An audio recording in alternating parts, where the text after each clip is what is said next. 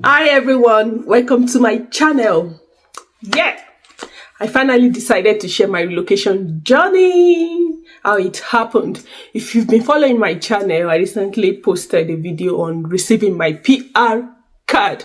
Wow, awesome experience. Okay, so if you're thinking of traveling, migrating to Canada as a permanent resident and you don't know how to go about it, or you really want to learn from someone else's experience and how it happened, this video is for you. Let's go straight into it.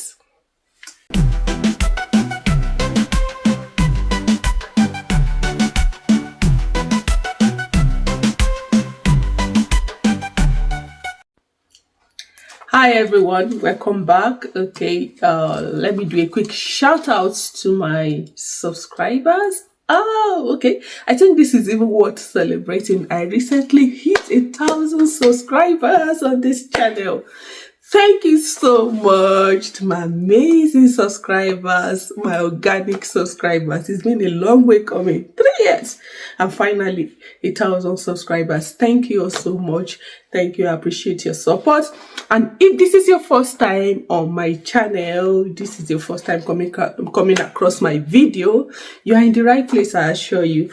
Thank you for coming, and please don't just watch, kindly like, share, and also click on the subscribe button. I beg me could I help my ministry. Okay, to the reason why I am here today. Like I said, I recently migrated to Canada, and I really thank God for that. For that. Okay, so because of that video, I received quite a number of DMs, messages on, guidance on how I went about the whole process, and this is why I'm making this video. Yeah, I know quite a number of people are familiar with the Express Entry program, but I will be going to the very basic for the sake of people who don't know what the Express Entry program is all about. Okay, the Express Entry program, is an online system, online Canadian immigration system, used in managing immigration applications for people intending to migrate to Canada as permanent residents. Everything you're going to do is basically online, and it's actually a very straightforward system. If you get the requirements right, if you get the right information, I have all the requirements. Seriously, something you can do yourself. For me, in my own case, everything was done by myself and my spouse. We did it ourselves. And I also advise, if you are eventually going to be exploring this route, do it yourself. Every information you need is at your fingertip, literally. Okay, so the Express Entry program is divided into 3 categories. The first one is the Canadian Experience class, which is basically for those who have acquired at least 1 year Canadian work experience, and you can prove it. So that first one is for those with Canadian foreigners with Canadian work experience and are willing, to convert to permanent residents. The second one is the Federal Skilled Worker Program, which a lot of people are exploring these days, and that's what I also, explored, and I'm here today. So what do they call it now? The Federal Skilled Worker Program is for foreign trained skilled workers who are, who are interested in migrating to Canada as permanent residents. Okay, and who are also skilled in occupations in demand in Canada. So if you are under this category, you will be exploring the Federal Skilled Worker Program. And the last one is the Federal Skilled Trade Program. I really don't know much about that one. I think it's for those who are foreigners who are skilled in diverse trades, artisans who are interested in also coming to Canada as permanent residents. So my focus today will be on the Federal Skilled Worker, since that's the route I explored. I'll be looking at the documents, the necessary requirements, the documents to be submitted, things you need to show, things you need to have, and you'll be assured that, okay, I am ready for the poll. Okay. The Express Entry program is actually a point-based system. Every occupation is, classified under what we call NOC, the National Occupation Classification. Every job has its own NOC. So to begin with, the first thing to do is to check if your NOC, your occupation, is in demand, and the next thing is to try to simulate your CRS score. There's something we call the CRS score. I think what's the full meaning? I wrote it somewhere. The Comprehensive Ranking System. Okay, and there's a tool online which you can use to check your CRS score. You're going to be simulating a lot of things, checking a lot of things. It's a point-based system. You get points for age, your work experience, your education, a lot of things. If you have family here in Canada, so it's a point-based system, so you'll be getting points from all of this. So let's go into details of the requirements. So what are the requirements? The documents you'll be needing to gather, the documents you'll be needing handy to apply and be in the pool. Okay, the first thing, like I said, is simulate your CRS. Not every program is for everyone, so you don't waste your time. Just imagine, okay, what can I possibly have in this, and then you try to simulate, have an idea of what your score will be like. This is not in any way to discourage you, but at least it will give you like a boost, like an encouragement to help you to know better. So after simulating your score and you are sure that, okay, this is what I want to do, the first thing, of course, you can't be talking of migrating without having a passport, is to get your international passport. The next important thing is to write your language exam. It's called language test examination, and for English speakers it is IELTS. I think there's another acceptable examination which is this CELPIP. I'm not too sure about that. For me, I wrote IELTS. Talking about IELTS, the last time I checked, is now on the expensive side. Please be sure you are ready for these exams before you attempt it, because this program, this whole process is cost intensive, and you wouldn't want to be wasting money. This is not in any way to downplay the effort of those who have written in the past and they didn't pass, but I will advise to study hard, to try as much as possible. I will be making a separate video on that, on how I was able to ace my IELTS at a go. It wasn't easy, looking at, if you are from TikTok, looking at my experience working, juggling my job, my role, and other things, and how the UK is, and then still able to prepare and write the IELTS exam and passing it. It's not an easy one. So I'll be talking about the materials I used, sites I visited, and so many other things I did that helped me. And thank God for God, not by my own strength, that at least helped me to pass at a go. Okay, so for the language test, it's not only the IELTS. If you are also proficient in French, you have to write what we call, there are two French examination. We have the TCF and the TEF. Any of the two is okay. So you will be writing your French proficiency examination. For myself, since I speak French, I actually explore the language route. So I wrote the TCF examination. I wasn't that lucky with TEF. I started with TEF, but I was able to ace the TCF at a go too. I will also be making a video on that. Wow, my eye don't see. But thank God. Okay, so after having your test, your language test results handy, the next thing is to assess your certificates. Okay, you said you are a skilled worker, you are experienced in this. You have to also assess your certification, your certificates, and it's advised to always assess your highest certificate. For me, in my own case, I assessed my master's, if you have your degree, access it. Don't waste time. Okay, and the assessing body is WES. I don't know the full meaning. If I'm able to get it, I'll put it in the video. Okay, so you'll be assessing your document with WES.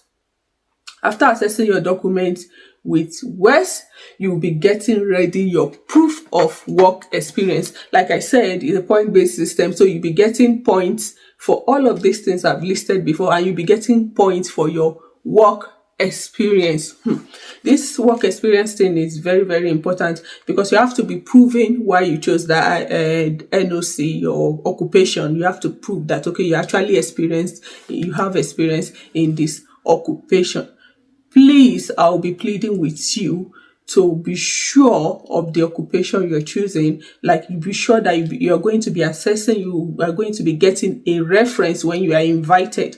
Okay, you have to fill the application, and then when you are invited, all of these things, you will be providing the proof, uploading the proof. So, because you wouldn't want a situation whereby your application will be making the immigration officer to raise an eyebrow, doubting, okay, your work experience, doubting your application. So you do make sure you have everything handy. Okay. And after that, we have what we call I think it's the proof of fund. Yes, you must have at least 6 months proof of fund to show that, okay, you are capable of fending for yourself when you come to Canada for at least 6 months. Okay, you're coming as a permanent resident. You are not coming to rely on the government. You said you are skilled enough, so you have to show that you have enough fund to take care of yourself. I wouldn't be talking much about that.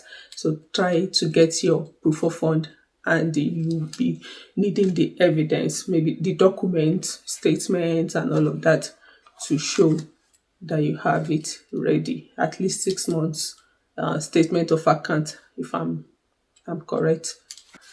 Okay, so this takes me to the question quite a number of people have been asking. Why healthcare roles? Why French?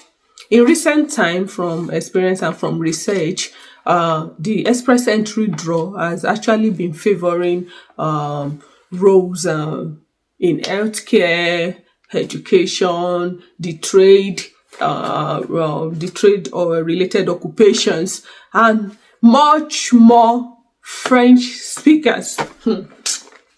If you are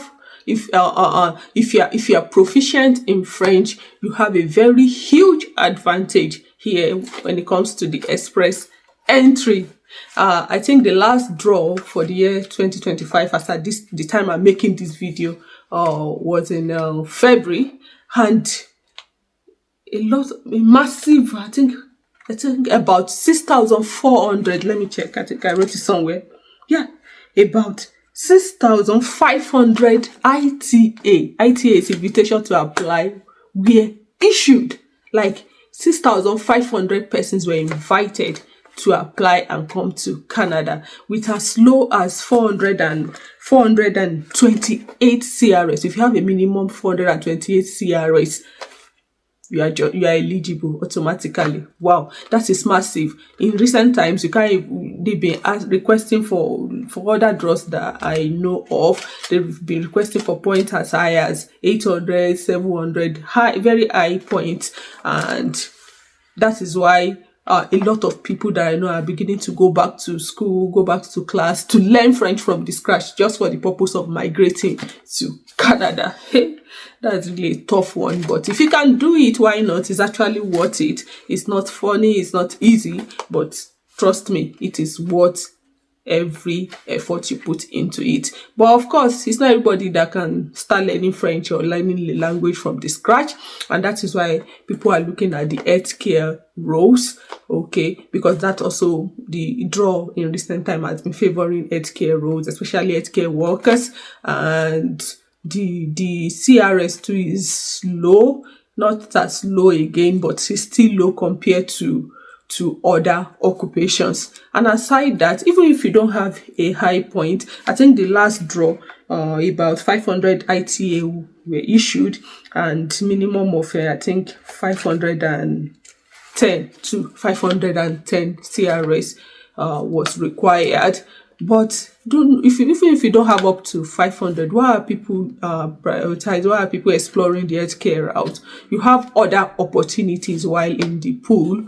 You can have, I have heard the story of a lady who had, I think, about 300 plus CRS, and she already is the IELTS. She remained in the pool. She has done all the other requirements, assessed her documents and all of that. And she remained in the pool. And then a province, I think Ontario, invited her. So you could be lucky, and then you'll be, invited by provinces, and that's what they call the provincial nomination program. And that invitation alone, the moment you accept it, will boost your point, and then before you know it, you find yourself in Canada. And aside that, exploring the healthcare role also means that you could, I've heard also, I don't know much about it anyway, I've heard of people who applied from overseas as healthcare workers and to come to Canada. And I from what I heard, if you come, I think it takes about a few months, you'll be able to convert to permanent residence. Please, all the things I'm saying are based on my own experience and personal research. Do well to also, research on your own and then find out, be sure that you are ready for this program.